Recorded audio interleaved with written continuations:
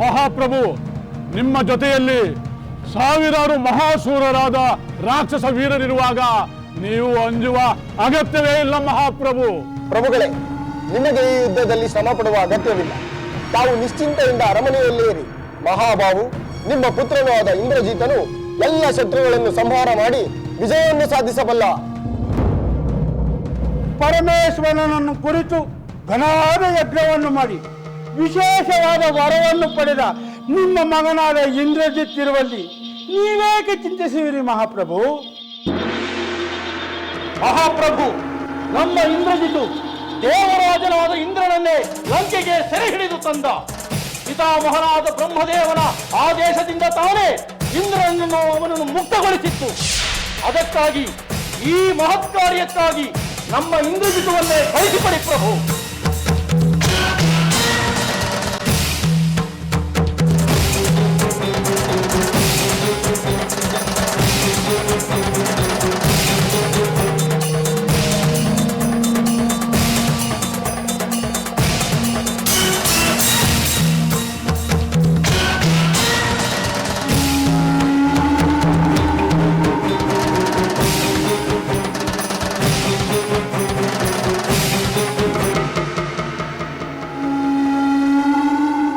ನೀನೇಕೆ ಸುಮ್ಮನಾದ ರಾಕ್ಷಸ ವೀರ?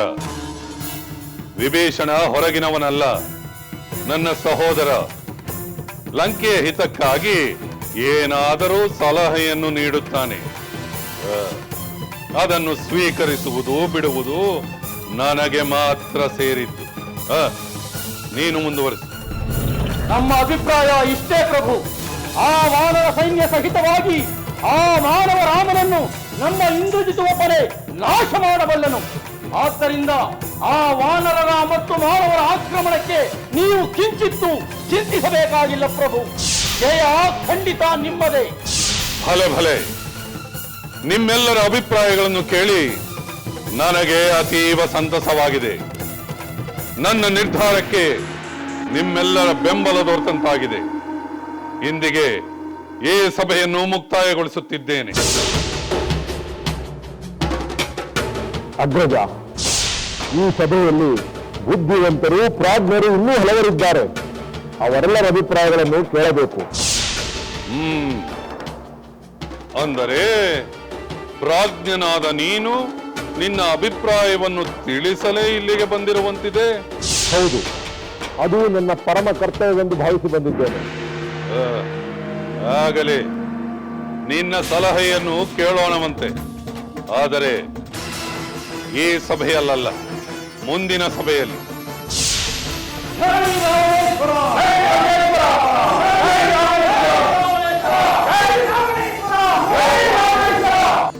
ಅಗ್ರಜ, ದಯಮಾಡಿ ನನ್ನ ಮಾತನ್ನು ಕೇಳಲೇಬೇಕು.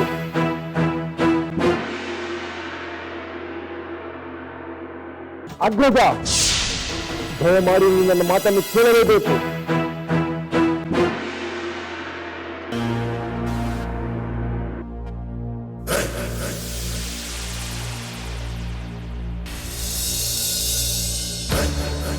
ಆಗಲಿ, ವಿಭೀಷಣನ ಸಲಹೆಯಂತೆ ಸಭೆಯನ್ನು ಮುಂದುವರಿಸೋಣ. ಪ್ರಹಸ್ತ, ನಿಕುಂಭ, ದುರ್ಮುಖ, ವಜ್ರದಂಷ್ಟ್ರ, ವಜ್ರಹ, ನಿಮ್ಮೆಲ್ಲರ ಅಭಿಪ್ರಾಯವನ್ನು ನಾನು ಕೇಳುತ್ತೇನೆ. ಅಲ್ಲವೇ ವಿಭೀಷಣ? ಆಗಬಹುದು, ಅವರೇ ಮೊದಲು ಹೇಳಲಿ.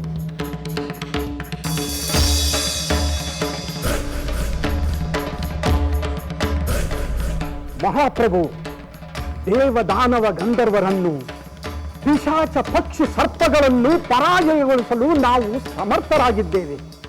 ಹೀಗಿರುವಾಗ ಆ ವಾನರಿಗೆ ನಾವು ಆತಂಕ ಪಡುವ ಕಾರಣವೇ ಇಲ್ಲ.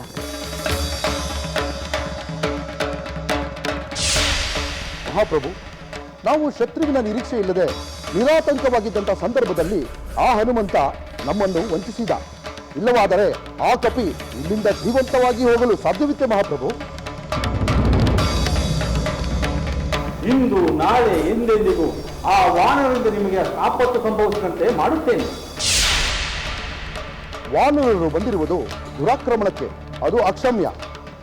ಇದು ನಮಗೆ ನಿಮಗೆ ಹಾಗೂ ಇಡೀ ರಾಕ್ಷಸ ಕುಲಕ್ಕೆ ಮಾಡಿರುವಂತಹ ಅಪಮಾನ ಪ್ರಭುಗಳು ಅಪ್ಪಣೆ ಕೊಟ್ಟರೆ ನಾವೀಗಲೇ ಹೋಗಿ ಆ ವಾನರರನ್ನು ಸಮುದ್ರದಲ್ಲಿ ಮುಳುಗಿಸಿ ನಿಶ್ಶೇಷ ಮಾಡಿ ಬರುತ್ತೇವೆ. ಮಹಾಪ್ರಭು, ಮಹಾವೀರನೆನಿಸಿಕೊಂಡ ರಾಮ ಲಕ್ಷ್ಮಣರಿರುವಾಗ ಆ ವಾನರರ ಬಗ್ಗೆ ನಾವೇಕೆ ಯೋಚಿಸಬೇಕು? ರಾವಣೇಶ್ವರ, ನೀವೀಗಲೇ ನನಗೆ ಅಪ್ಪಣೆ ಕೊಡುವುದಾದರೆ ನಾನೀಗಲೇ ಹೋಗಿ ಆ ವಾನರ ವೀರರನ್ನು ಕೊಂದು ಬರುತ್ತೇನೆ. ಬೇಕಾದಾಗ ಬೇಕಾದ ರೂಪಧಾರಣೆ ಮಾಡಬಲ್ಲ ಸಾವಿರಾರು ಮಂದಿ ರಾಕ್ಷಸರು ನಮ್ಮಲ್ಲಿದ್ದಾರೆ. ಯಾರಾದರೂ ಒಬ್ಬರು ಮಾನವ ರೂಪವನ್ನು ಧರಿಸಿ ರಾಮನ ಬಳಿಗೆ ಹೋಗಿ ನಿನ್ನ ತಮ್ಮನಾದ ಭರತನೇ ನಮ್ಮನ್ನು ನಿಮ್ಮ ಬಳಿಗೆ ಕಳುಹಿಸಿದ್ದಾನೆಂದು ಹೇಳಬೇಕು. ಆಗ ರಾಮ ವಾನರ ಸೈನ್ಯವರನ್ನೇ ಇಲ್ಲಿಗೆ ಬರುತ್ತಾನೆ. ಆಗ ನಾವು ನಮ್ಮ ಭಯಂಕರ ಆಯುಧಗಳಿಂದ ಆ ರಾಮ ಲಕ್ಷ್ಮಣರನ್ನು ಅವರ ವಾನರ ಸೈನ್ಯವನ್ನು ನುಚ್ಚುನೂರು ಮಾಡಿಬಿಡೋಣ. ಕುಂಭಕರ್ಣ ಪುತ್ರ ನಿಕುಂಭ, ನಿನ್ನ ಅಭಿಪ್ರಾಯವನ್ನು ತಿಳಿಸು. ತಂದೆ, ನನ್ನದೊಂದೇ ಮಾತು, ನೀವೆಲ್ಲರೂ ನಿರ್ಭಯವಾಗಿ ಸುರಕ್ಷಿತವಾಗಿರಿ. ನಾನೊಬ್ಬನೇ ಶತ್ರುಗಳನ್ನು ಧ್ವಂಸ ಮಾಡಿ ಆ ರಾಮ ಲಕ್ಷ್ಮಣರನ್ನು ಸಂಹರಿಸುತ್ತೇನೆ. ಭಲೆ ಭಲೆ ಭಲೆ ನಿಕುಂಭ.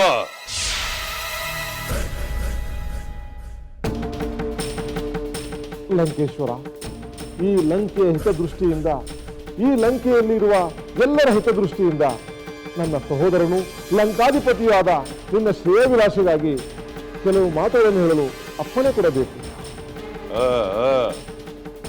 ಲಂಕೆಯ ಪ್ರತಿಯೊಬ್ಬರಿಗೂ ತಮ್ಮ ಅಭಿಪ್ರಾಯಗಳನ್ನು ತಿಳಿಸುವ ಅವಕಾಶವಿರುವಾಗ ನನ್ನ ಸೋದರನಾದ ನಿನಗಿಲ್ಲವೇ ವಿಭೀಷಣ, ನಿನ್ನ ಅಭಿಪ್ರಾಯವನ್ನು ಸ್ಪಷ್ಟವಾಗಿ ತಿಳಿಸು. ಅಗ್ರಜ, ಸಾಮ ದಾನ ಭೇದಗಳು ಸಫಲವಾಗದಿದ್ದರೆ ದಂಡವನ್ನು ಕಡೆಯಲ್ಲಿ ಬಳಸಬೇಕೆಂದು ನೀತಿಶಾಸ್ತ್ರವನ್ನು ಬಲ್ಲವರು ಹೇಳುತ್ತಾರೆ. ಶತ್ರುಗಳು ಸಮುದ್ರದ ಆ ದಡದಲ್ಲಿ ಬಂದು ಆಕ್ರಮಣ ಮಾಡಲು ಆತರ ಪಡುತ್ತಿರುವ ಈ ಸಂದರ್ಭದಲ್ಲಿ ನೀತಿ ಪಾಠವನ್ನು ಸ್ಮರಿಸುವುದು ವಿವೇಕವೋ ಮೂರ್ಖತನವೋ? ಸರಿ, ಮುಂದೆ ಹೇಳು.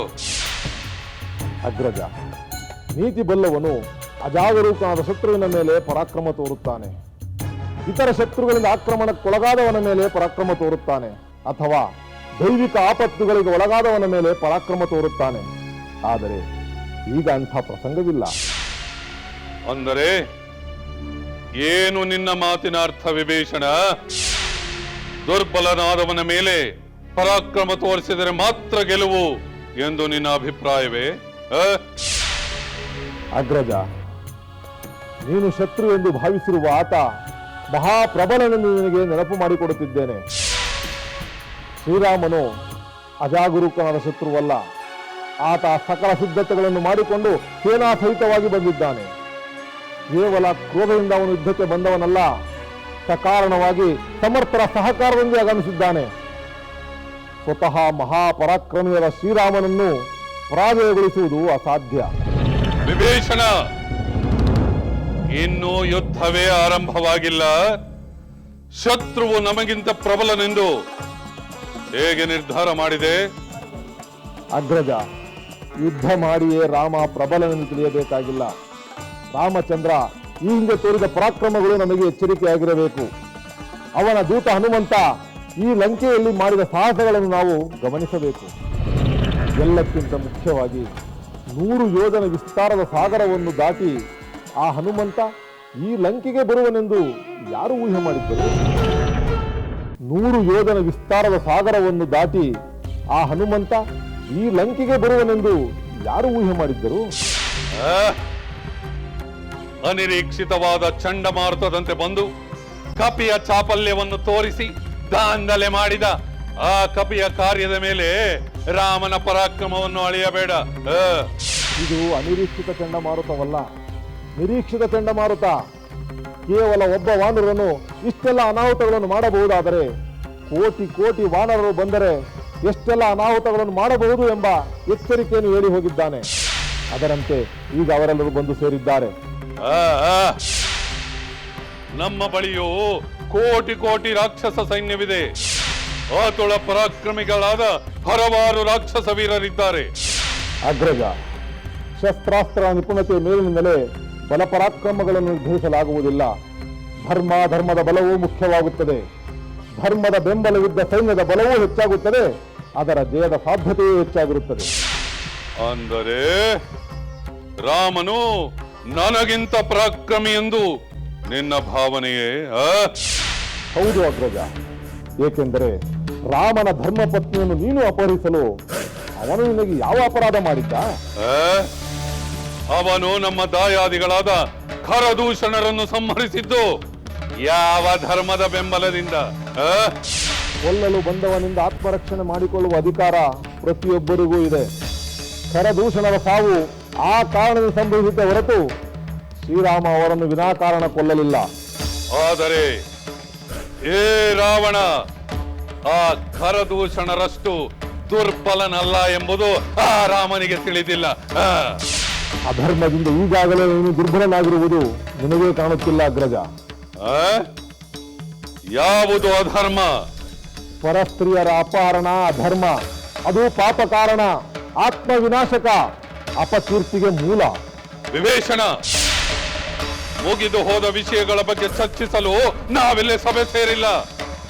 ಈಗ ಆಕ್ರಮಣ ಮಾಡಲು ಬಂದಿರುವ ಶತ್ರುವನ್ನು ಹೇಗೆ ನಿಗ್ರಹಿಸಬೇಕು ಎಂಬುದನ್ನು ಚರ್ಚಿಸಲು ಸೇರಿದ್ದೇವೆ. ಅದೇ ಉದ್ದೇಶದಿಂದಲೇ ನಾನು ಹೇಳುತ್ತಿರುವುದು. ನಮ್ಮ ರಾಕ್ಷಸ ಕುಲ ಉಳಿಯಬೇಕಾದರೆ, ಈ ಲಂಕೆ ನಾಶವಾಗದಿರಬೇಕಾದರೆ, ಅಪಕೀರ್ತಿಗೆ ಗುರಿಯಾಗದಿರಬೇಕಾದರೆ, ನಿನ್ನನ್ನು ಸೇರಿ ನಮ್ಮ ಮಹಾ ರಾಕ್ಷಸ ವೀರರು ಮೃತ್ಯುವಶವಾಗುವುದನ್ನು ತಡೆಯಬೇಕಾದರೆ ಈ ಯುದ್ಧ ಪ್ರಯತ್ನವನ್ನು ನಿಲ್ಲಿಸಬೇಕು. ಧರ್ಮಾತ್ಮನು ಮಹಾಪರಾಕ್ರಮಿಯಾದ ಶ್ರೀರಾಮನಿಗೆ ಸೀತೆಯನ್ನು ಒಪ್ಪಿಸುವುದು ವಿವೇಕವೆಂದು ನನ್ನ ದೃಢ ಅಭಿಪ್ರಾಯ. ಸಾಧ್ಯವಿಲ್ಲ, ಅದು ಎಂದಿಗೂ ಸಾಧ್ಯವಿಲ್ಲ, ಅದು ಎಂದಿಗೂ ಸಾಧ್ಯವಿಲ್ಲ.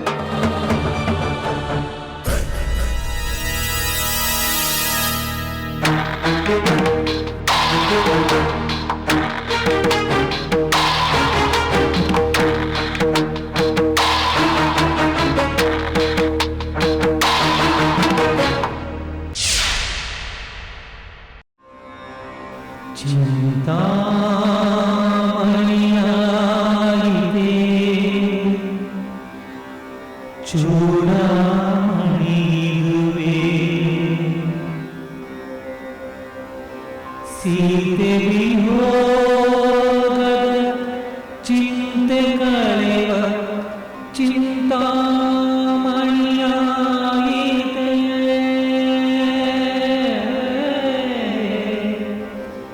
ಸೀತೆ ವಿಯೋಗದ ಚಿಂತೆ ಕಳೆವ ಚಿಂತಾಮಣಿಯಾಯಿತೆ.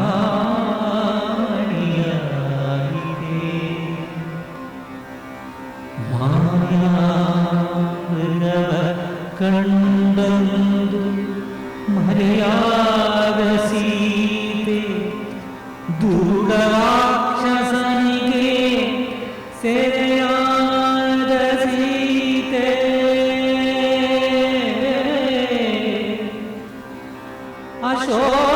ಅಶೋಕವನದಿ ಶೋಕದಲ್ಲಿರುವ ಸೀತೆ ಚೂಡಾಮಣಿ ರೂಪದಿ ಕಂಡಲೇ ರಾಮಗೆ. ಸಹೋದರ, ಒಂಟಿಯಾಗಿ ಕುಳಿತು ಏನನ್ನು ಯೋಚಿಸುತ್ತಿರುವೆ? ಮುಂದೆ ನಡೆಯಬಹುದಾದ ಸಮರವನ್ನು ಉತ್ಸಾಹದಿಂದ ನಿರೀಕ್ಷಿಸಬೇಕಾದ ನೀನು ವ್ಯಾಕುಲ ಚಿತ್ತನಾಗುವುದು ಉಚಿತವಲ್ಲ. ಏನು ಚಿಂತೆ ಹೇಳು ಸಹೋದರ. ಸಾಮಾನ್ಯವಾದ ಶೋಕವಾದರೆ ಕಾಲ ಕಳೆದಂತೆ ಅದು ದೂರವಾಗುತ್ತದೆ ಲಕ್ಷ್ಮಣ. ಆದರೆ ಪತ್ನಿ ವಿಯೋಗದ ನನ್ನ ಶೋಕ ಕ್ಷಣ ಕ್ಷಣಕ್ಕೂ ಹೆಚ್ಚಾಗುತ್ತಲೇ ಇದೆ.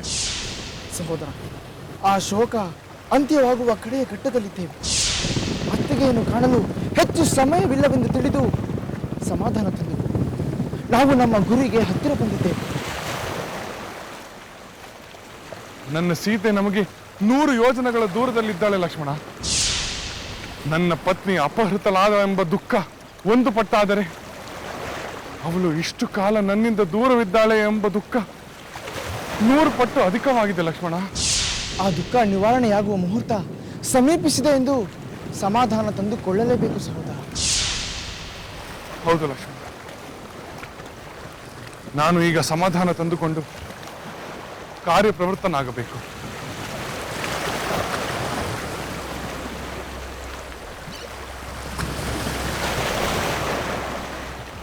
ಎಲೆ ವಾಯುದೇವನೇ, ನನ್ನ ಸೀತೆ ಇರುವ ಕಡೆಗೆ ಬೀಸಿ ಹೋಗಿ ನನ್ನ ಪ್ರೇಮದಿಂದ ಅವಳನ್ನು ಸ್ಪರ್ಶಿಸು.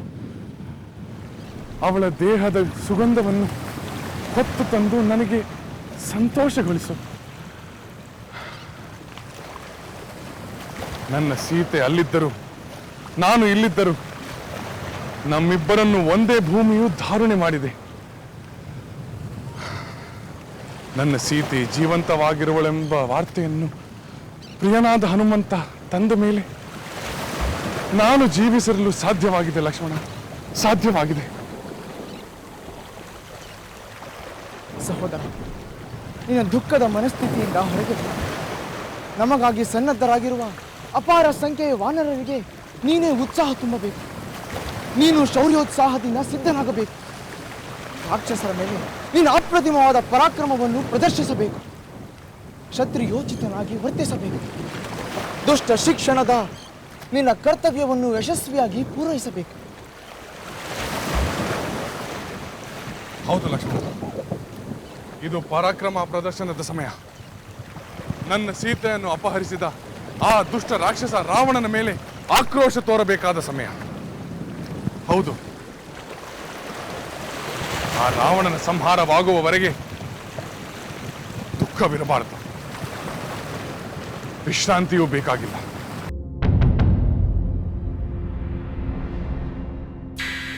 ಅಗ್ರಜ, ಮತ್ತೇಕೆ ಇಲ್ಲಿಗೆ ಬಂದೆ? ಬರಲೇಬೇಕಾಯಿತು, ಅದಕ್ಕೆ ಬಂದೆ. ಬರುವಂತಹ ಮಹಾ ಕಾರಣವೇನಿತ್ತು? ಅಗ್ರಜ, ಆ ಸ್ಥಾನದಲ್ಲಿ ನಾನು ಹೇಳುವ ಮಾತುಗಳನ್ನು ಕೇಳಲಾರದೆ ಕೋಪಾವಿಷ್ಟನಾಗಿ ಎದ್ದು ಬಂದೆ. ಅಲ್ಲಿ ಹೇಳದೆ ಉಳಿದಿರುವ ಮಾತುಗಳನ್ನು ಹೇಳಬೇಕೆಂದು ಇಲ್ಲಿಗೆ ಬಂದೆ. ಏನದು ಹೇಳದೆ ಉಳಿದಿರುವ ಮಾತುಗಳು? ಅಗ್ರಜ, ಆನೆ ಕುದುರೆಗಳಿಂದ, ಮುತ್ತು ರತ್ನ ವಜ್ರ ವೈಢೂರ್ಯಗಳಿಂದ, ಸಕಲ ಸಂಪತ್ತುಗಳಿಂದ ಸಮೃದ್ಧವಾಗಿರುವ ಲಂಕೆಯನ್ನು ತನ್ನ ಹರಿತವಾದ ಆಯುಧಗಳಿಂದ ಶ್ರೀರಾಮ ನಾಶ ಮಾಡುವ ಮೊದಲು ಸೀತೆಯನ್ನು ರಾಮನ ಬಳಿಗೆ ಕಳಿಸಿಬಿಡು. ವಿಭೀಷಣ, ಇದೇನು ಹೊಸ ಮಾತಲ್ಲ. ಹಲವು ರೂಪಗಳಿಂದ ಹೇಳಿದ ಮಾತನ್ನು ಮತ್ತೇಕೆ ಹೇಳುತ್ತಿರುವೆ? ಪರಿಸ್ಥಿತಿ ಬದಲಾಗದೇ ಇರುವುದರಿಂದ ನಾನು ಮತ್ತೆ ಮತ್ತೆ ಅದನ್ನೇ ಹೇಳಬೇಕಾಗಿದೆ. ಪರಿಸ್ಥಿತಿ ಬದಲಾದರೆ ನಾನು ಅದನ್ನು ಹೇಳುವ ಅಗತ್ಯವಿಲ್ಲ.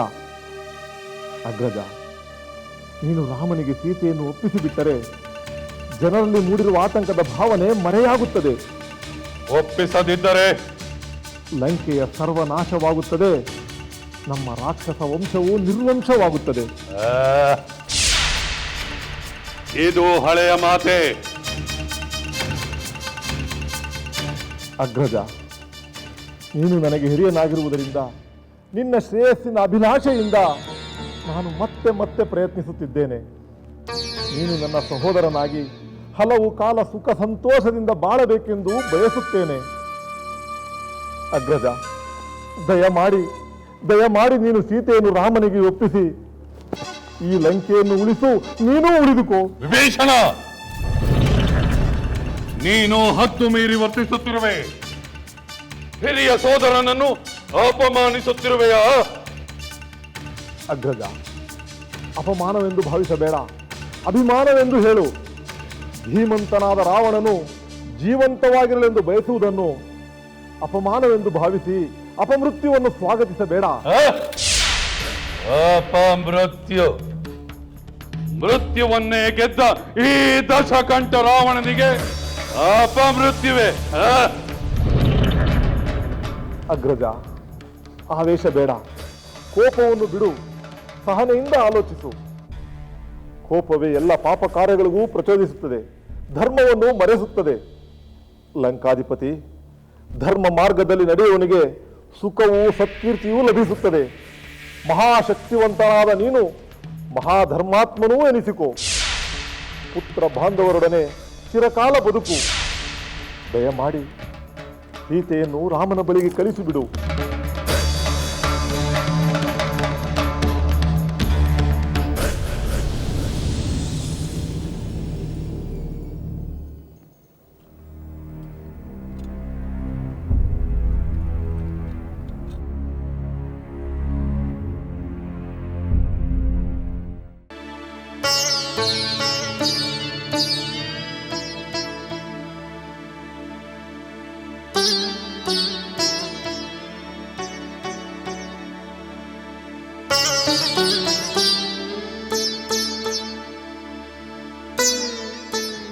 ಮಂಡೋದರಿ, ಬಾ ಸುರಮೆ, ಅನಿರೀಕ್ಷಿತವಾಗಿ ಬಂದೆ. ಬಾ ಕುಳಿತುಕೋ. ಈ ಸಮಯದಲ್ಲಿ ನಿನ್ನನ್ನು ಕಂಡು ಒಡ ಹುಟ್ಟಿದವಳನ್ನು ಕಂಡಷ್ಟೇ ಸಂತೋಷವಾಗುತ್ತಿದೆ. ಮಂಡೋದರಿ, ನಾವು ಒಂದೇ ತಾಯಿಯ ಹೊಟ್ಟೆಯಲ್ಲಿ ಜನಿಸಲಿಲ್ಲ ನಿಜ, ಆದರೆ ಇಬ್ಬರು ಒಂದೇ ಕುಟುಂಬದ ಸೊಸೆಯರಲ್ಲವೇ? ಅಕ್ಕ ತಂಗಿಯರಂತೆ ಕಷ್ಟ ಸುಖಗಳಲ್ಲಿ ಭಾಗಿಯಲ್ಲವೇ? ಸುರುಮೆ, ನಿನ್ನ ಮಾತು ನಿಜ. ಆದರೆ ನಾವು ಸುಖಗಳನ್ನು ಹೇಳಿಕೊಳ್ಳುವ ಕಾಲ ಮುಗಿಯಿತೆಂದು ನನಗೆ ಅನಿಸುತ್ತಿದೆ. ಇನ್ನೇನಿದ್ದರೂ ನಾವಿಬ್ಬರು ಮುಂದೆ ಒದಗಬಹುದಾದ ಕಷ್ಟಗಳನ್ನು ಮಾತ್ರ ಹೇಳಿಕೊಳ್ಳುವುದಷ್ಟೇ ಉಳಿದಿದೆ ಎನಿಸುತ್ತಿದೆ. ಇಷ್ಟೊಂದು ನಿರಾಶೆ ಏಕೆ ಮಂಡೋದರಿ? ಕಷ್ಟ ಸುಖಗಳು ಹಗಲು ರಾತ್ರಿಗಳಂತೆ. ರಾತ್ರಿ ಕಳೆದ ಮೇಲೆ ಹಗಲು ಬಂದೇ ಬರುವಂತೆ ಕಷ್ಟ ಕಳೆದ ಮೇಲೆ ಸುಖದ ದಿನಗಳು ಬಂದೇ ಬರುತ್ತವೆ. ಆದರೆ ನನಗಂತೂ ಈಗ ಆರಂಭವಾಗಿರುವ ರಾತ್ರಿ ಇನ್ನೆಂದೂ ಮುಗಿಯುವುದಿಲ್ಲವೇನೋ ಎಂಬ ಭಾವನೆ ಬರುತ್ತಿದೆ. ಮಂಡೋದರಿ, ಸಮಾಧಾನ ತಂದುಕೋ, ಒಳ್ಳೆಯದನ್ನು ನಿರೀಕ್ಷಿಸು. ಅದು ಹೇಗೆ ಸಾಧ್ಯ ಸುರಮೆ? ಮಹಾವೀರರಾದ ರಾಮ ಲಕ್ಷ್ಮಣರು ಸಮುದ್ರ ತೀರದಲ್ಲಿ ಅಪಾರ ಸೈನ್ಯದೊಂದಿಗೆ ಬೀಡು ಬಿಟ್ಟಿರುವರೆಂದು ತಿಳಿದ ಮೇಲೆ ಈ ಲಂಕೆಗೆ ಶಾಶ್ವತವಾದ ಕತ್ತಲೆ ಎಂದು ನನ್ನ ಮನಸ್ಸು ಭೀತಿಯಿಂದ ಮಿಡುಕುತ್ತಿದೆ. ಇದೇನಿದು ಮಂಡೋದರಿ? 3 ಲೋಕವನ್ನು ನಡುಗಿಸಿದ ನಿನ್ನ ಪತಿಯ ಪರಾಕ್ರಮದಲ್ಲಿ ನಿನಗೆ ನಂಬಿಕೆ ಹೊರಟು ಹೋಯಿತೆ. ಲಂಕಾಧಿಪತಿಯ ಶಕ್ತಿ ಲಂಕೆಯನ್ನು ರಕ್ಷಿಸಿಕೊಳ್ಳಲಾರದಷ್ಟು ದುರ್ಬಲವಾಗಿದೆಯೇ? ಸುರಮೆ, ಧರ್ಮಾತ್ಮನಾದ ವಿಭೀಷಣನ ಪತ್ನಿಯಾದ ನೀನು ಹೀಗೆ ಹೇಳುತ್ತಿರುವೆಯಾ? ರಾವಣೇಶ್ವರನ ಪರಾಕ್ರಮದ ಹಡಗಿನಲ್ಲಿ ಅಧರ್ಮದ ರಂಧ್ರ ಉಂಟಾಗಿರುವುದು ನಿನಗೆ ತಿಳಿದಿಲ್ಲವೇ? ಅಂದ ಮೇಲೆ ಆ ಹಡಗು ಮುಳುಗಿ ಹೋಗುವುದನ್ನು ಯಾರು ತಾನೇ ತಪ್ಪಿಸಬಲ್ಲರು? ನಿನ್ನ ಮಾತು ನಿಜ ಮಂಡೋದರಿ. ನನ್ನ ಪತಿಯದು ಇದೇ ಅಭಿಪ್ರಾಯ. ಸೀತಾಪರಣ ಕಾರಣದಿಂದ ರಾಮನ ಆಕ್ರೋಶಕ್ಕೆ ಲಂಕೆ ನಾಶವಾಗಬಹುದೆಂದು ಅವರು ಬಹಳವಾಗಿ ಭಯಗೊಂಡಿದ್ದಾರೆ. ಆದ್ದರಿಂದಲೇ ಸೀತೆಯನ್ನು ರಾಮನಿಗೆ ಒಪ್ಪಿಸುವಂತೆ ರಾವಣನ ಬಳಿ ಮತ್ತೆ ಮತ್ತೆ ವಿಫಲ ಪ್ರಯತ್ನವನ್ನು ಮಾಡುತ್ತಲೇ ಇದ್ದಾರೆ. ಅದು ಸಫಲವಾಗುವ ಸೂಚನೆಯಂತೂ ಇಲ್ಲ. ವಿಭೀಷಣ, ನೀನು ಅನಗತ್ಯವಾಗಿ ಹೆದರುತ್ತಿರುವೆ. ಈ ರಾವಣನ ಸೋದರನಾಗಿ ಅಂಜು ಕುಳಿಯಂತೆ ಪಡಿಸುತ್ತಿರುವುದನ್ನು ನೋಡಿ ನನಗೆ ಸಹಿಸಲಾಗಿದೆ. ಅಗ್ರಜ, ನಾನು ಬರೀ ಊಹೆಯಿಂದ ಹೆದರುತ್ತಿಲ್ಲ, ವಾಸ್ತವದ ಅರಿವು ನನ್ನಲ್ಲಿ ಭಯ ಮೂಡಿಸುತ್ತಿದೆ. ಸೀತಾದೇವಿ ಈ ಲಂಕೆಯನ್ನು ಪ್ರವೇಶಿಸಿದ ದಿನದಿಂದ ಏನೆಲ್ಲ ಅನಾಹುತಗಳಾಗುತ್ತಿವೆ ಎಂಬುದನ್ನು ನೀನೇ ಆಲೋಚಿಸು. ಯಾವ ಅನಾಹುತಗಳು ನಡೆದಿವೆ? ಹವಿಸ್ಸುಗಳ ಮೂಲಕ ಹೋಮ ಮಾಡವಾದ ಅಗ್ನಿ ಪ್ರಜ್ವಲಿಸುತ್ತಿಲ್ಲ. ಕಿಡಿಗಳು ಹೊರಗೆ ಚಿಮ್ಮುತ್ತಿವೆ. ಜ್ವಾಲೆಗಳು ಧೂಮಾಮೃತವಾಗಿವೆ. ಅರಣಿಯನ್ನು ಕಡೆದಾಗಲು ಅಗ್ನಿ ಹೊಗೆಯೊಂದಿಗೆ ಮೂಡುತ್ತಿದೆ. ಇದನ್ನು ಅಮಂಗಲವೆಂದು ಯಾರು ಹೇಳಿದರು? ಅಗ್ನಿಶಾಲೆಗಳಲ್ಲೂ ವೇದಾಧ್ಯಯನ ಮಂದಿರಗಳಲ್ಲೂ ಹಾವುಗಳು ಕಾಣಿಸಿಕೊಳ್ಳುತ್ತಿವೆ. ಹೋಮ ದ್ರವ್ಯಗಳಿಗೆ ಇರುವೆಗಳು ಮುಚ್ಚಿಕೊಳ್ಳುತ್ತಿವೆ. ಇದಕ್ಕೆ ಹೆದರಬೇಕೆ? ಇಷ್ಟೇ ಅಲ್ಲ ಸಹೋದರ, ಹಸುಗಳ ಕೆಚ್ಚಲುಗಳು ಬತ್ತಿ ಹೋಗಿವೆ. ಆನೆಗಳು ಮದರಹಿತವಾಗಿವೆ. ಕುದುರೆಗಳು ಹುಲ್ಲನ್ನು ತಿನ್ನುತ್ತಿಲ್ಲ. ಕಾಗೆಗಳು ಗುಂಪು ಗುಂಪಾಗಿ ಕುಳಿತು ಕರ್ಕಶವಾಗಿ ಕೂಗುತ್ತಿವೆ. ಅವನ್ನು ಅಟ್ಟಿದರೆ ಹಾರಿ ಹೋಗುತ್ತವೆ. ರಣಹದ್ದುಗಳು ಮನೆಗಳ ಮೇಲೆ ಬಂದು ಕೂಡುತ್ತಿವೆ. ಮುಂಜಾನೆ ಸಂಜೆ ನರಿಗಳು ವಿಕಾರವಾಗಿ ಹೂಳಿಡುತ್ತಿವೆ. ಈ ಎಲ್ಲ ಅಮಂಗಳದ ಅಪಶಕುನದ ನಿವಾರಣೆಗೆ ಪ್ರಾಯಶ್ಚಿತ್ತ ಒಂದೇ ಎಂದರೆ ರಾಮನಿಗೆ ಸೀತೆಯನ್ನು ಒಪ್ಪಿಸುವುದು. ವಿಭೀಷಣ, ಮತ್ತೆ ಮತ್ತೆ ಅದೇ ಮಾತಾಡಬೇಡ. ನನ್ನ ಸ್ವಾರ್ಥಕ್ಕೋ ಲೋಭಕ್ಕೋ ಈ ಮಾತುಗಳನ್ನು ಹೇಳುತ್ತಿಲ್ಲ ಸಹೋದರ. ಲಂಕೆಯಲ್ಲಿ ಪ್ರತಿಯೊಬ್ಬರೂ ಭಯಗೊಂಡಿದ್ದಾರೆ. ಮುಂದೇನಾಗುವುದು ಎಂಬ ಭೀತಿಯಲ್ಲಿ ತಲ್ಲಣಗೊಂಡಿದ್ದಾರೆ. ಆದರೆ ನಿನ್ನ ಭಯದಿಂದ ಅವರಾರೂ ಬಾಯಿ ಬಿಡುತ್ತಿಲ್ಲ. ಒಂದು ವೇಳೆ ನೀನು ನಿನ್ನ ನಿರ್ಧಾರದಂತೆಯೇ ನಡೆದರೆ ಮುಂದೆ ಆಗಬಹುದಾದ ದುಷ್ಪರಿಣಾಮಗಳಿಗೂ ನೀನೇ ಹೊಣೆ ಎಂಬುದನ್ನು ಮರೆಯಬೇಡ. ಆಗಲಿ, ನನ್ನ ನಿರ್ಧಾರಕ್ಕೆ ನಾನೇ ಹೊಣೆಯಾಗುತ್ತೇನೆ. ಆದರೆ ಇಂದ್ರಾದಿ ದೇವತೆಗಳು ಈ ದಶಕಂಠ ರಾವಣನನ್ನು ಗೆಲ್ಲಲಾರರು ಎಂಬುದನ್ನು ನೀನು ನೆನಪಿನಲ್ಲಿಟ್ಟುಕೋ.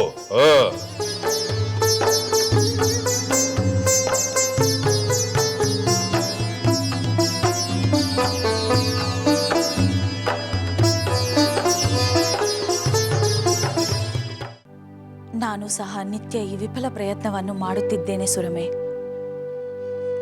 ರಾವಣೇಶ್ವರನ ಪತ್ನಿಯಾಗಿ ಪಟ್ಟದ ರಾಣಿಯಾಗಿ ನಾನು ಕಿಂಚಿತ್ತೂ ಅವರ ಹಠವನ್ನು ಕದಲಿಸಲಾಗಲಿಲ್ಲ. ಅಂದ ಮೇಲೆ ಯಾವ ಶುಭದ ನಿರೀಕ್ಷೆ ಮಾಡಬೇಕು?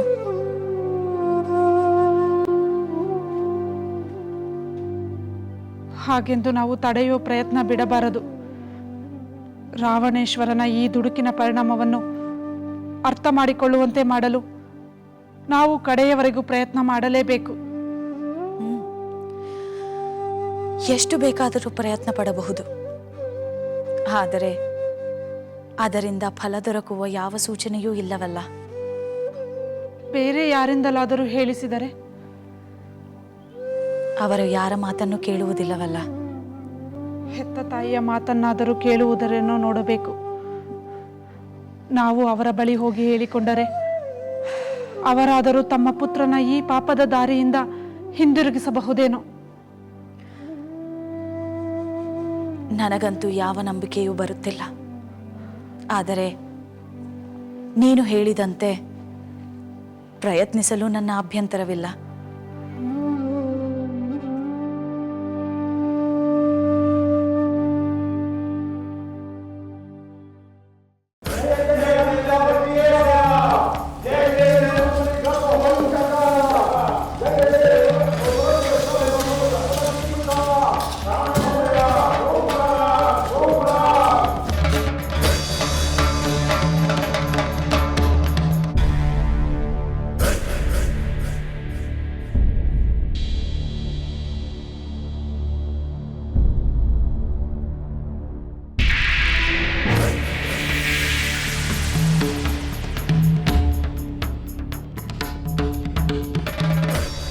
ನನ್ನ ಪ್ರಿಯ ಸಹೋದರರೇ, ಅಮಾತ್ಯರೇ, ಲಂಕೆಯ ಹಿತಚಿಂತಕರಾದ ಗಣ್ಯರೇ, ಒಂದು ಬಹುಮುಖ್ಯವಾದ ವಿಷಯವನ್ನು ಚರ್ಚಿಸುವುದಕ್ಕಾಗಿ ಈ ಸಭೆಯನ್ನು ಕರೆದಿದ್ದೇನೆ.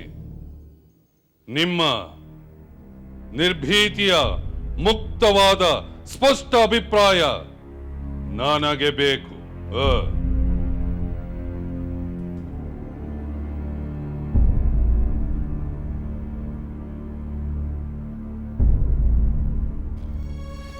ಮಹಾಪ್ರಭು, ನಾನು ಈಗಾಗಲೇ ತಮ್ಮ ಅಭಿಪ್ರಾಯ ಏನೇ ಇದ್ದರೂ ಹಿಂಜರಿಯದೆ ತಿಳಿಸಬೇಕೆಂದು ಎಲ್ಲರಿಗೂ ಸೂಚಿಸಿದ್ದೇನೆ. ಹಾಗಾದರೆ ಕೇಳಿ, ನಮ್ಮ ಲಂಕೆಗೆ ಧರ್ಮ ಅರ್ಥ ಕಾಮಗಳ ವಿಷಯವಾಗಿ ಸಂಕಟ ಉಂಟಾಗಿದೆ. ಲಂಕೆ ಹಿತದೃಷ್ಟಿಯಿಂದ, ನನ್ನ ಹಿತದೃಷ್ಟಿಯಿಂದ, ಪ್ರಿಯ ಅಪ್ರಿಯ, ಹಿತ ಅಹಿತ, ಲಾಭ ಹಾನಿಗಳ ವಿಷಯದಲ್ಲಿ ನೀವೆಲ್ಲರೂ ನಿಷ್ಪಕ್ಷಪಾತವಾಗಿ ವಿವೇಚಿಸಬಲ್ಲ ಸಮರ್ಥರು ಎಂದು ನನಗೆ ತಿಳಿದಿದೆ. ಮಹಾಪ್ರಭು, ತಮ್ಮ ಹಿತ ಲಂಕೆಯ ಹಿತಕ್ಕಿಂತ ಮುಖ್ಯವಾದುದು ನಮಗೆ ಬೇರೇನೂ ಇಲ್ಲ ಪ್ರಭು. ನಿಮ್ಮ ಮೇಲೆ ನನಗೆ ನಂಬಿಕೆ ಇದೆ. ನಿಮ್ಮ ಜ್ಞಾನಪೂರ್ಣವಾದ ಸಲಹೆಗಳು ಸಮಯೋಚಿತವಾಗಿರುತ್ತದೆ ಎಂಬ ಭರವಸೆಯೂ ನನಗಿದೆ. ನಿಮ್ಮಂಥ ವಿವೇಕಿಗಳ ಸಹಾಯದಿಂದಲೇ ನಾನು ದೇವರಾಜ ಇಂದ್ರನಂತೆ ಈ ಲಂಕೆಯ ಸಂಪತ್ತನ್ನು ಉಪಭೋಗಿಸುತ್ತಿದ್ದೇನೆ. ನಿಮ್ಮಂಥ ಅಮಾತ್ಯರ ಮತ್ತು ಹಿತೈಷಿಗಳ ಸಹಾಯದಿಂದಲೇ ನನ್ನ ಅಧಿಕಾರ ಇಂದಿನವರೆಗೂ ಅಬಾಧಿತವಾಗಿದೆ. ನನ್ನ ಪ್ರಿಯ ಸಹೋದರ ಕುಂಭಕರ್ಣ 6 ತಿಂಗಳು ನಿದ್ರೆಯಲ್ಲಿದ್ದರಿಂದ ಈ ಮುಖ್ಯವಾದ ವಿಷಯವನ್ನು ಚರ್ಚಿಸಲು ಸಾಧ್ಯವಾಗಲಿಲ್ಲ. ಮಹಾಕಾಯನಾದ, ಮಹಾಬಲನಾದ, ವೀರಶ್ರೇಷ್ಠನಾದ ಕುಂಭಕರ್ಣ ಈಗ ನಿದ್ರೆಯಿಂದ ಎಚ್ಚೆತ್ತಿದ್ದಾನೆ ಅಲ್ಲವೇ ಕುಂಭಕರ್ಣ?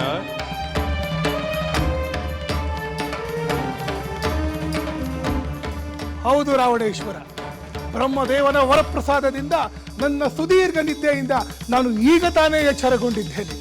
ನನ್ನ ಅನಿದ್ರಾ ಅವಧಿಯಲ್ಲಿ ನನ್ನ ಪ್ರೀತಿಯ ಸೋದರ ಲಂಕೇಶ್ವರನಾದ ರಾವಣನು ನೀನು ತೆಗೆದುಕೊಂಡಿರುವ ಎಲ್ಲ ನಿರ್ಧಾರಕ್ಕೂ ನನ್ನ ಸಮ್ಮತಿ ಇದ್ದೇ ಇದೆ. ಹಾಗೂ ನೀನು ಕೈಗೊಂಡ ಎಲ್ಲ ಕಾರ್ಯಕ್ಕೂ ನಮ್ಮ ಬೆಂಬಲ ಇದ್ದೇ ಇದೆ. ಆದರೆ ಈಗ ವಿಷಯವೇನೆಂದು ತಿಳಿದುಕೊಳ್ಳಲು ಕುತೂಹಲವಾಗಿದೆ. ಆ ವಿಷಯವೇನೆಂದು ಹೇಳು ರಾವಣೇಶ್ವರ.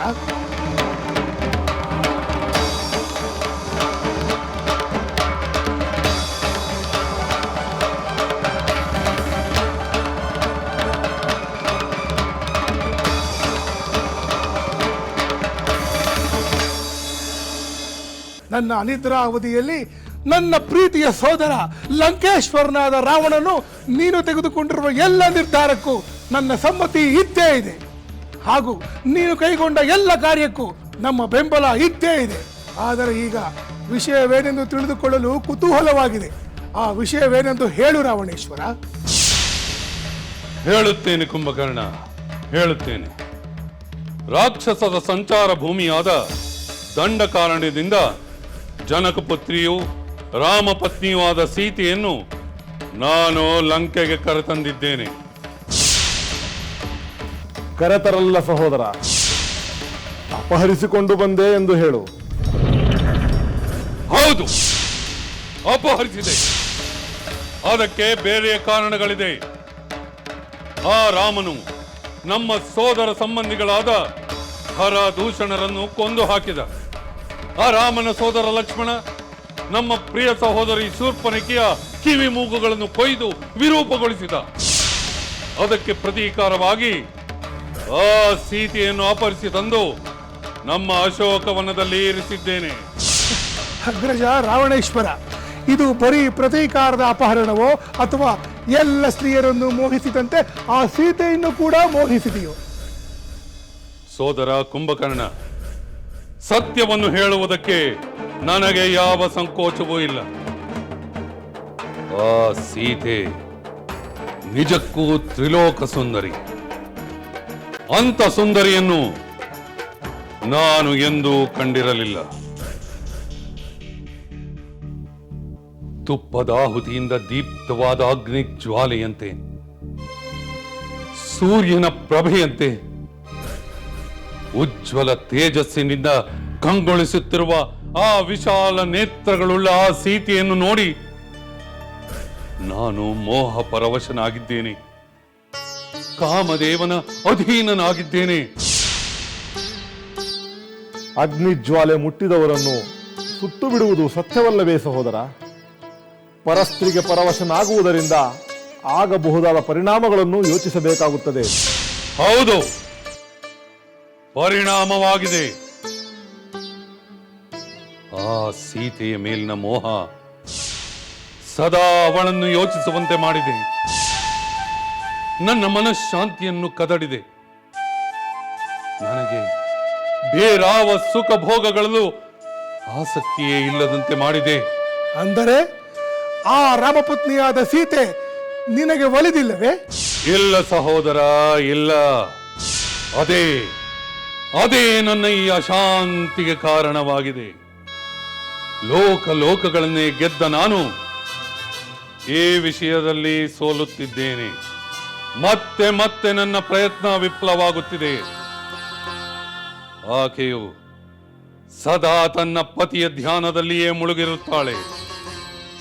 ಆಕೆಗೆ 1 ವರ್ಷದ ಗಡುವು ನೀಡಿದ್ದೇನೆ. ಅಗ್ರಜ, ಮಹಾಪತಿವ್ರತೆಯಾದ ಸೀತೆ 1 ವರ್ಷದ ಗಡುವು ಮುಗಿದ ಮೇಲೆ ತನ್ನ ಪ್ರಾಣ ತ್ಯಾಗವನ್ನಾದರೂ ಮಾಡುತ್ತಾಳೆಯೇ ಹೊರತು ಖಂಡಿತ ನಿನಗೆ ಒಲಿಯುವುದಿಲ್ಲ. ವಿಭೀಷಣ, ಸಾಕು, ನಿಲ್ಲಿಸು ನಿನ್ನ ಪರಪ್ರಶಂಸೆಯನ್ನು. ಇದು ಪರಪ್ರಶಂಸೆಯಲ್ಲ ಸಹೋದರ, ವಾಸ್ತವ ಸತ್ಯ. ಸಲ್ಲದ ಕಾರ್ಯ ಮಾಡಿ ಇಲ್ಲದ ಆಪತ್ತು ತಂದುಕೊಳ್ಳುವುದು ಬೇಡವೆಂದು ಹೇಳುತ್ತಿದ್ದೇನೆ. ಆಹಾ, ಈಗ ವಾದ ಮಾಡುವುದರಿಂದ ಏನೇನೂ ಪ್ರಯೋಜನವಿಲ್ಲ. ರಾವಣೇಶ್ವರ, ಸೀತೆಯ ಅಪಹರಣದಿಂದ ಏನಾಗಿದೆ, ನಾವುಗಳು ಏನು ಮಾಡಬೇಕು ಅದನ್ನು ಹೇಳು ರಾವಣೇಶ್ವರ. ಹೇಳುತ್ತೇನೆ ಕುಂಭಕರ್ಣ, ಹೇಳುತ್ತೇನೆ. ಈಗ ಸೀತೆಯ ಪತಿಯಾದ ರಾಮ ವಾನರ ಸೈನ್ಯದೊಡನೆ ಲಂಕೆಯ ಸಮುದ್ರದ ಆ ತೀರದಲ್ಲಿ ಬೀಡು ಬಿಟ್ಟಿದ್ದಾನೆ. ಲಂಕೆಯ ಮೇಲೆ ಆಕ್ರಮಣ ಮಾಡಿ ಸೀತೆಯನ್ನು ಬಿಡಿಸಿಕೊಂಡು ಹೋಗುವುದೇ ಅವನ ಉದ್ದೇಶ. ಅಂದರೆ ಈಗ ನಾವು ಆ ರಾಮನ ಆಕ್ರಮಣವನ್ನು ತಡೆಯಲು ಏನು ಮಾಡಬೇಕು ಎಂಬುದು ತಾನೇ ನಿನ್ನ ಯೋಚನೆ? ಹಿಂದೆ ದೇವಾಸುರ ಯುದ್ಧದಲ್ಲಿ ನಿಮ್ಮೆಲ್ಲರ ಸಹಕಾರದಿಂದ ನಾನು ವಿಜಯ ಗಳಿಸಿದ್ದೆ. ಈಗ ಆ ರಾಮ ಲಕ್ಷ್ಮಣ ಸುಗ್ರೀವ ಪ್ರಮುಖಾದಿ ವಾನರ ವೀರರನ್ನು ನಾವು ಗೆಲ್ಲಲು ಸಹಾಯ ಮಾಡಿ ಶತ್ರುಗಳನ್ನು ಧ್ವಂಸ ಮಾಡಿ ರಾಕ್ಷಸ ಕುಲದ ಗೌರವವನ್ನು ಎತ್ತಿ ಹಿಡಿಯೋಣ. ಚಿಂತಿಸಬೇಕಾಗಿಲ್ಲ ಪ್ರಭು. ರಾಕ್ಷಸ ಸೈನ್ಯ ಎಂತಹ ಶತ್ರುವನ್ನಾದರೂ ಸಮರ್ಥವಾಗಿ ಎದುರಿಸಲು ಸಿದ್ಧವಾಗಿದೆ. ಅಮಾತ್ಯರೇ, ವಾಸ್ತವದ ಪರಿಜ್ಞಾನವಿಲ್ಲದೆ ಮಾತನಾಡಬೇಡಿ. ಆ ರಾಮನ ಪರಾಕ್ರಮದ ಅರಿವು ನಿಮಗಿಲ್ಲ. ಕೇವಲ 1.5 ಮುಹೂರ್ತದಲ್ಲಿ ಖರದೂಷಣರಾದಿಯಾಗಿ 14,000 ರಾಕ್ಷಸರನ್ನು ಸಂಹರಿಸಿದ ಪರಾಕ್ರಮಿ ಶ್ರೀರಾಮ. ವಿಭೀಷಣ, ನಮ್ಮ ಅಮಾತ್ಯರಿಗೆ ನಮ್ಮ ಸೈನ್ಯದ ಸಾಮರ್ಥ್ಯದ ಬಗ್ಗೆ ಅರಿವಿದೆ. ಇನ್ನಾದರೂ ನಮ್ಮವನಾಗಿ ಅನ್ಯರನ್ನು ಹೊಗಳುವ ಚಟವನ್ನು ಬಿಟ್ಟು ಬಿಡು.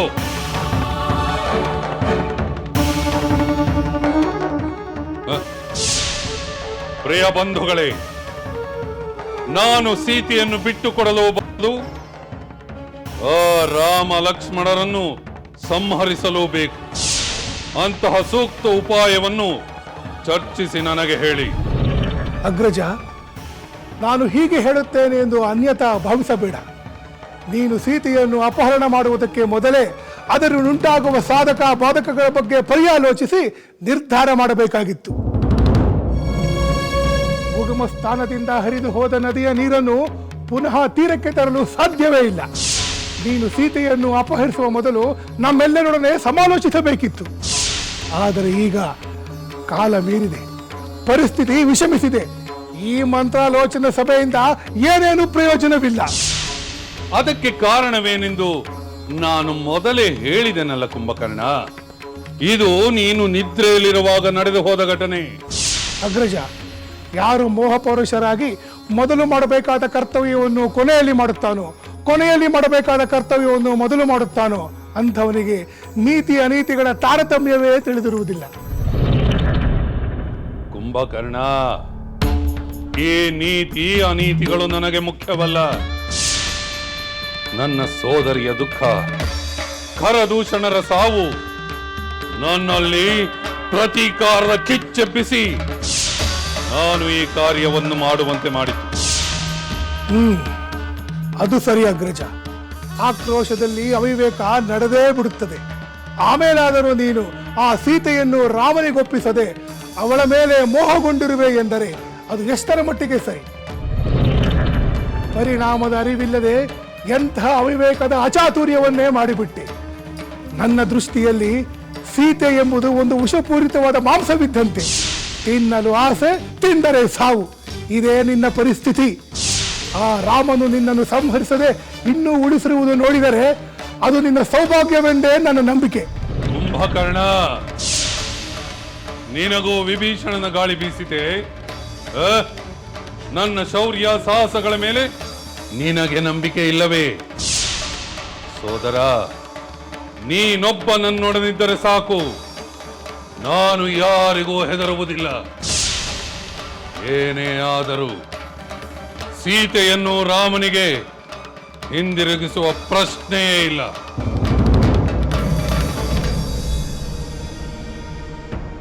ಇದು ನನ್ನ ಮಾನ ಅಪಮಾನಗಳ ಪ್ರಶ್ನೆ. ನಾನಿಂದಿಗೂ ಮಾನವನಾದ ರಾಮನ ಮುಂದೆ ತಲೆ ಬಾಗುವುದಿಲ್ಲ. ಅವನನ್ನು ಕೊಂದು ರಾಕ್ಷಸ ಕುಲದ ಧ್ವಜವನ್ನು ಹಾರಿಸುತ್ತೇನೆ. ಇದರಲ್ಲಿ ನಿನ್ನ ಬೆಂಬಲವಿದೆಯೋ ಇಲ್ಲವೋ ಅಷ್ಟು ಮಾತ್ರ ಹೇಳು. ರಾವಣೇಶ್ವರ, ನೀನು ಮಾಡಿರುವ ಸೀತಾಪಹರಣ ಸರಿ ಇಲ್ಲ ಎಂದು ಹೇಳಿದೆ ವಿನಃ ನನ್ನ ಬೆಂಬಲ ನಿನಗಿಲ್ಲ ಎಂದು ನಾನೆಲ್ಲಿ ಹೇಳಿದೆ?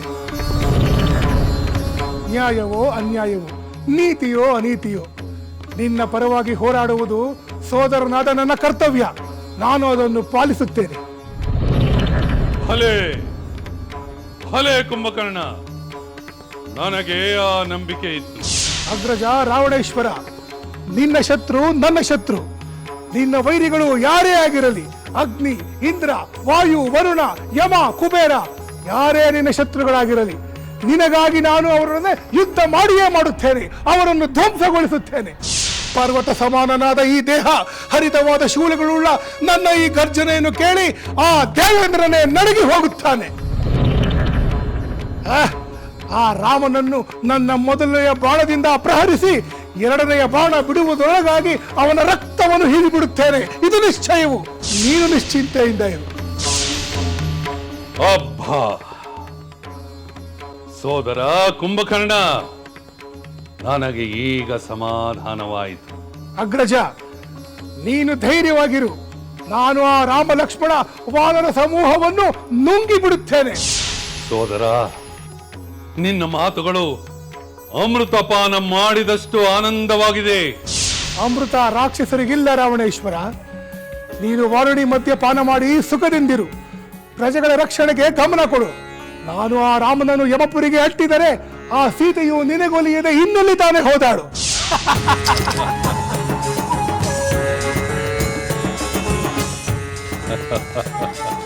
ಸೋದರ,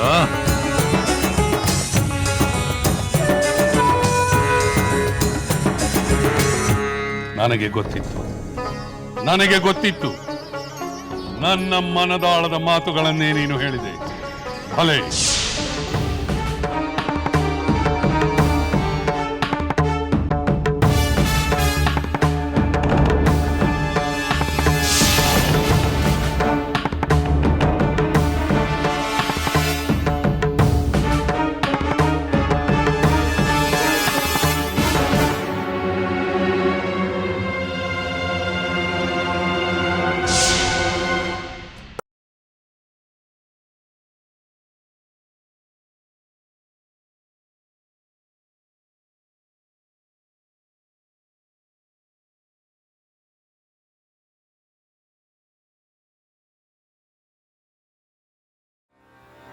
ಕ್ಷಣ ಕ್ಷಣವೂ ಯುಗವಾದ ಹಾಗೆ ಉಸಿರ ಉಸಿರೇ ನಿಂತ ಹಾಗೆ ಕ್ಷಣ ಕ್ಷಣವೂ ಯುಗವಾದ ಹಾಗೆ ಉಸಿರ ಉಸಿರೇ ನಿಂತ ಹಾಗೆ ನೀವಿರದೆ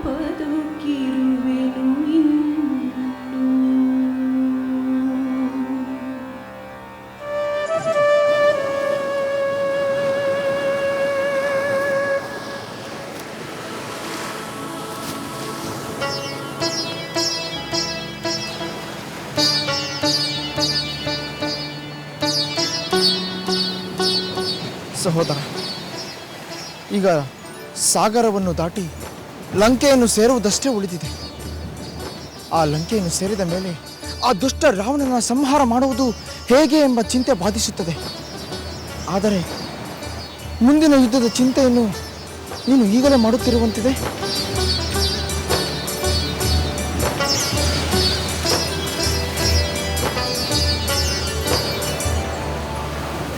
ಈ ಸಮುದ್ರ ತೀರಕ್ಕೆ ಬಂದ ಮೇಲೆ ಇಲ್ಲಿಂದ 100 ಯೋಜನ ದೂರದ ಲೋಕದಲ್ಲಿ ನನ್ನ ಸೀತೆ ಇರುವಳೆಂಬ ಭಾವನೆಯಿಂದ ಅವಳ ಯೋಚನೆಗಳೇ ನನ್ನನ್ನು ಕಾಡುತ್ತಿದೆ ಲಕ್ಷ್ಮಣ.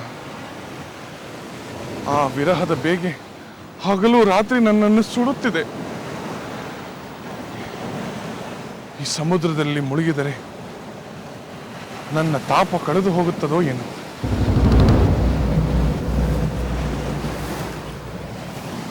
ಸಹೋದರ ಶಾಂತನ, ಎಲ್ಲ ಚಿಂತೆಗಳು ದೂರವಾಗುವ ಕಾಲ ಸನ್ನಿಹಿತವಾಗಿದೆ.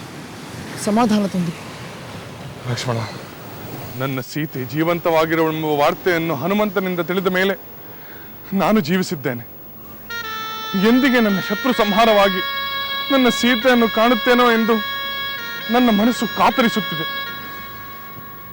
ಸಹೋದರ, ಎಂದಿಗೂ ಎಂದು ಏಕೆ ಹೇಳಿದೆ? ಆ ಕಾಲ ಹತ್ತಿರದಲ್ಲಿದೆ, ಬಹಳ ಹತ್ತಿರದಲ್ಲಿದೆ. ಏನು ಮಾಡಲಿ ಲಕ್ಷ್ಮಣ?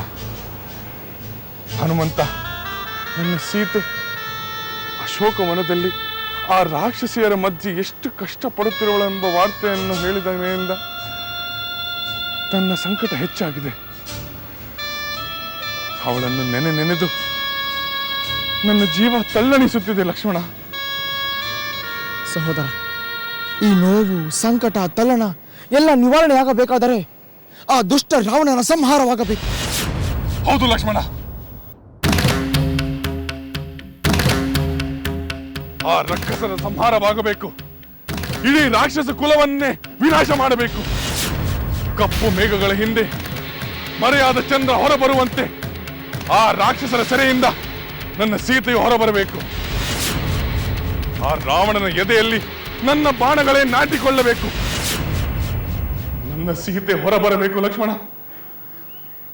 ನನ್ನ ಶೋಕ ದೂರವಾಗಬೇಕು. ನನ್ನ ಶೋಕ ದೂರವಾಗಬೇಕು. ನನ್ನ ಶೋಕ ದೂರವಾಗಬೇಕು. ನನ್ನ ಶೋಕ